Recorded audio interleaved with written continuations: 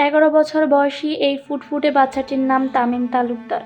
বাচ্চাটিকে অপহরণ করে পরিবারের কাছ থেকে 15 লক্ষ টাকা চাওয়া হয়। টাকা না দিলে বাচ্চাটিকে নির্মমভাবে হত্যা করে অপহরণকারীরা। অপহরণের 3 দিন পর অর্ধগলিত দেহ মিলল তামিমের। এই নির্মম ঘটনাটি ঘটেছে ফরিদপুরের মধুখালী উপজেলার রায়পুর ইউনিয়ন এর গোপালদ্বীপ গ্রামে। এই লোকটির নাম তুহিন। দীর্ঘ 1 বছর আগে তুহিন তামিমদের বাড়িতে কৃষি শ্রমিক হিসেবে কাজ করতে আসে।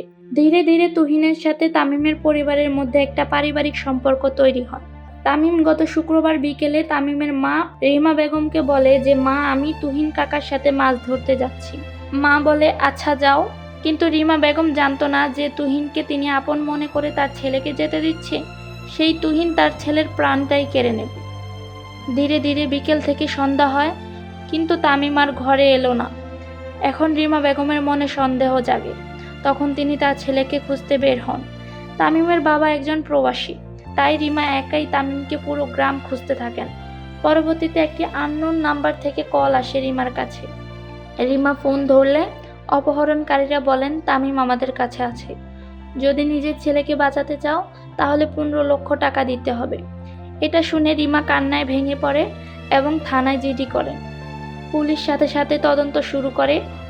পুলিশ আধুনিক তথ্য প্রযুক্তির মাধ্যমে বিভিন্ন জায়গায় অভিযান শুরু করে।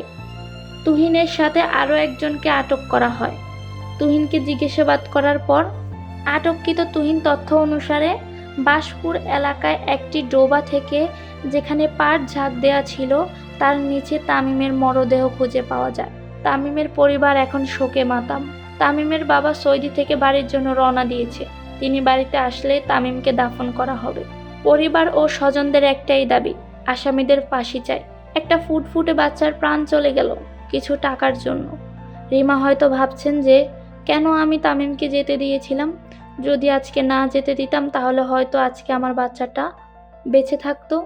যেই তুহিনকে আপন মনে করেছিলাম সে আজকে আমার বাচ্চার প্রাণটাই কেড়ে নিল।